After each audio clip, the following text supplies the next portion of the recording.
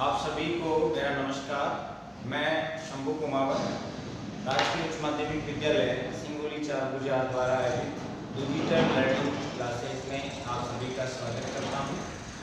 जैसा कि आपको मालूम है बच्चों, कल हिंदी साहित्य कक्षा 12 के प्रथम पाठ कबीर का हम अध्ययन कर रहे थे और एक पद उसमें रह गया था, उसका अध्ययन हम आज करेंगे।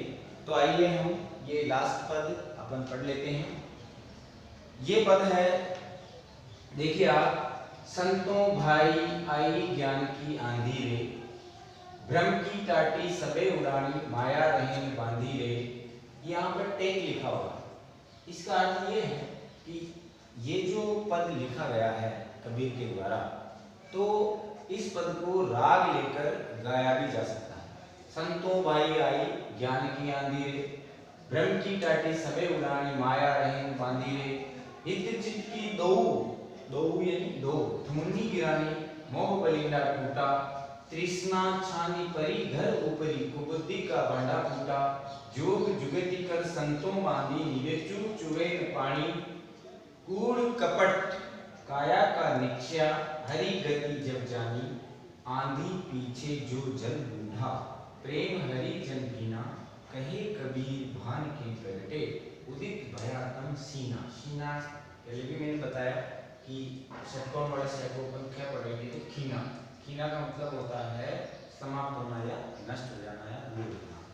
आइए अब इसकी व्याख्या देखते हैं। व्याख्या क्या है? संतों भाई आई ज्ञान की आंधी रे। देखिए आप, जब कबीर मनुष्यों को नैतिकता की बात करते हैं, सुधार की बात करते हैं, तो वह मनुष्यों को भाई कहते हैं, कभी साधु कहते हैं, कभी संतों कहते हैं। तो जब वे विनम्र मतलब सुधार की बात करते हैं मनुष्यों में, तो वे एक तरह का विनम्र भाषा का प्रयोग करते हैं। लेकिन जब वे आडंबरों का विरोध करते हैं तो तू तड़ाक की भाषा का प्रयोग करते हैं। पर यहाँ पे कबीर ज्ञान की आंधी की बात कर रहे हैं। कैसे आई कि इसको हम ऐसे समझ सकते हैं इस पूरे पद को कि जो एक झोपड़ी होती है घास फूस की, और उसमें एक मनुष्य रहता है, जीवन यापन करता है। तो यहाँ पर एक प्रतीकात्मक रूप से झोपड़ी का सहारा लेकर कबीर ने मनुष्य के जीवन में जो लोभ लालच छल कपट जो है वो किस तरीके से दूर हो सकते हैं, वो सिर्फ और सिर्फ ज्ञान साधना, ज्ञान की साधना। और ज्ञान कौन सा ज्ञान? प्रभु का ज्ञान, ईश्वर का ज्ञान कि ईश्वर क्या है। तो उसके ज्ञान के द्वारा ही हम सांसारिक मोह माया जो है उससे मुक्ति पा सकते हैं, परमात्मा से हमारा साक्षात्कार हो सकता है। देखिए आप, कबीरदास जी कह रहे हैं कि पहले आप इस चीज को समझ लीजिए, यहाँ पे प्रतीकात्मक रूप में क्या चीज है।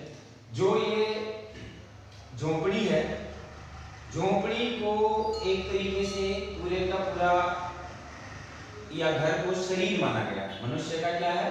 शरीर है। और हित चित्त, जैसे झोपड़ी होती है तो उसमें बड़ीला जैसे इसको कहते हैं। ये आड़ा जो एक लकड़ी लगती है उसको बड़ीला बोलते हैं, और खड़ी जो लकड़ियां हैं, खंबे होते हैं लकड़ी के, उसको थूनिया बोलते हैं। अपन गांव में रहते हैं, जानते हैं, और जो नहीं जानता वो समझ ले कि जो लकड़ी के खड़े खंबे होते हैं उनको थूनी कहते हैं, और जो लकड़ी के झोपड़ी में काम लिए जाते हैं वो आटे रखे जाते हैं उनको बलिंदा कहते हैं। और बलिंदा बिल्कुल बीच में लगता है, झोपड़ी के बिल्कुल बीच में लगता है, सेंटर में, उसको बलिंदा, यानी सारा भार जो है उसी बलिंदे पर होता है। तो देखिए आप कि जैसे मनुष्य जो है, जैसे उसका घर है, यहाँ पर उस घर को शरीर माना गया है कि मनुष्य का शरीर है। तो अब आप समझेंगे इस चीज को कि जब ज्ञान की आंधी आती है तो क्या क्या होगा, या साधारण आंधी भी आती है तो क्या होता है। पहले तो ये समझ लीजिए कि साधारण आंधी में क्या होगा। आंधी आएगी, जोर से हवाएं चलेगी, तो जो घर है उसकी जो कूड़ा कचरा है वो भी उड़ जाएगा।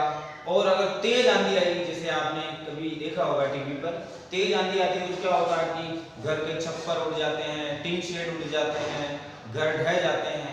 तो उसी दृश्य को प्रतीकात्मक बनाकर कबीर ने यहाँ पे ये कहने की कोशिश की है कि संतों भाई आई ज्ञान की अंधेरे। हे भाइयों, तुम्हारे जीवन में एक मौका मिला है और एक सच्चे गुरु ने ज्ञान दिया है, और ज्ञान रूपी जो आंधी आई है उसके कारण क्या होगा, भ्रम की टाटी सभी उठाने। जो झोपड़ी होती है, घर होता है, उसके आगे एक गेट होता है, गेट को अपन यहाँ क्या कहेंगे, टाटी कहेंगे। और ये टाटी जानते हैं आप सब लोग, टाटी पहले लकड़ियों की बनाई जाती थी, और ये टाटी कौन सी है, भ्रम की। यानी जो मनुष्य का जो शरीर है, यहाँ पर एक घर का गया है, उसके आगे आगे एक टाटी लगी हुई, टाटी का मतलब द्वार। और यहाँ पर इसका अर्थ है कि एक मनुष्य के जीवन में एक भ्रम में वो पड़ा हुआ है, भ्रम की टाटी उसके द्वार के आगे लगी हुई है, तो उसे ज्ञान की प्राप्ति कैसे होगी, क्योंकि उसके तो घर के द्वार ही बंद है, मनुष्य के घर के द्वार बंद है, तो वह फिर ज्ञान की प्राप्ति कैसे कर पाएगा। तो जब कब होगा, कभी कह रहे हैं कि ज्ञान की आंधी आएगी तो क्या होगा कि जो भ्रम की जो टाटी है वो उड़ जाएगी, माया रहन बांधिए, और माया रूपी रस्सी से जो बांध रखा है वो भी नहीं रहेगी। हित चित की दो धूनी गिरानी, और ये जो धूनियां लगी हुई है लकड़ी के खंभे, एक तो हित है और एक चित्त। हित और चित्त हमारा मन, चित्त यानी मन, ये हित और चित्त रूपी जो दो धूनियां है, रूपक अलंकार है यहाँ पूरा, ये दो धूनियां भी गिर जाएगी। मोह बड़िंदा टूटा है, जो सांसारिक माया मोह का जो बड़िंदा है वो भी आपका टूट जाएगा। कब टूटेगा, जब ज्ञान की प्राप्ति हो जाएगी।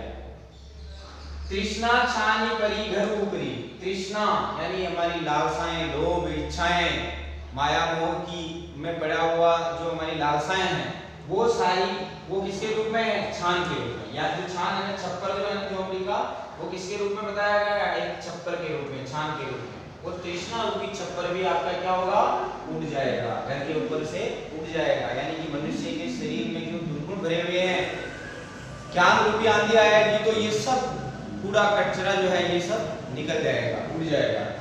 कुबुद्धि का भांडा टूटा, जब ये छानी उड़ गई, छप्पर ही उड़ गया, और इसके घर के अंदर जो एक बड़ा मटका रखा हुआ, भांडा, मटकी से बड़ा मटका, उसको भांडा बोलते हैं। और वो कौन सा भांडा, कुबुद्धि का है, पूरी बुद्धि का भांडा है। वो भी क्या है, जब छप्पर गिरेगा उसके ऊपर, तृष्णा रूपी छप्पर उस भांडे पे गिरेगा, कुबुद्धि रूपी भांडे पे गिरेगा, तो क्या होगा, वो भी फूट जाएगा। एक एक करके हमारे दुर्गुण दूर हो रहे हैं। देखो, जोग जुगति कर संतों मांधी, कविता जी कह रहे हैं योग और संतों का संग अगर कोई कर लेता है तो फिर क्या होगा, उसके शरीर रूपी जो झोंपड़ी है, शरीर रूपी जो घर है, उसमें कभी भी चूहे न पानी। यानी अब यहाँ पर तो ज्ञान रूपी आंधी है, तो क्या घर नष्ट हो गया, छप्पर उड़ गया, ठोनियां गिर गई, बरिंदा टूट गया, टाटी भी उड़ गई। लेकिन अगर आपको सच्ची आंधी आई और ये जो दिख रहा था ये कचरा था, ये ईश्वर की प्राप्ति में ये बाधक तत्व हैं। कौन से बाधक तत्व हैं, भ्रम, अज्ञान, माया मोह, हित चित्त की दुनिया, मोह का बड़िंदा, तृष्णा, लालच, लोभ, ये सब आपकी क्या है, कुबुद्धि। ये सब जो है ईश्वर की प्राप्ति के मार्ग में बाधाएं हैं। अब क्या होगा, जैसे आंधी आई ज्ञान की, ये सब चीजें उड़ गई और आपको ज्ञान की प्राप्ति हो गई।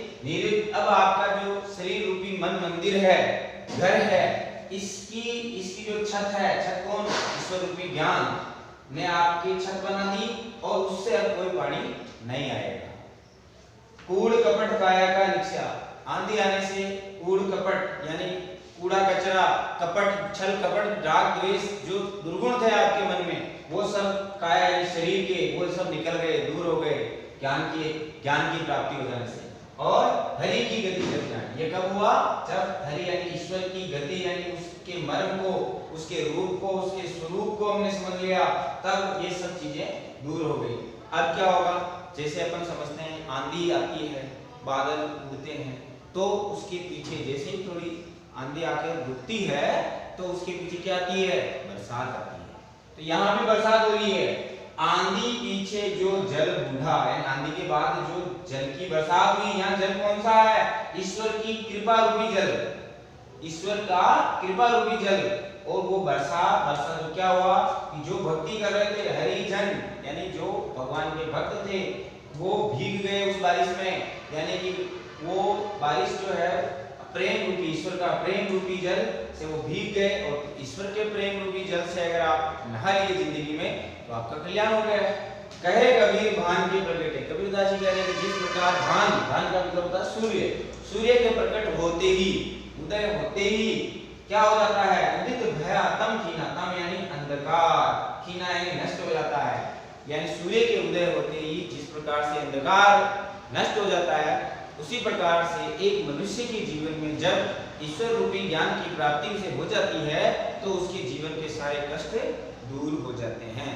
ये यहाँ पर ये पद आपको समझने की जरूरत है। तो इसी के साथ ही आपका हिंदी साहित्य की जो सरयू पुस्तक है उसका प्रथम पाठ कबीर जो है वो समाप्त होता है।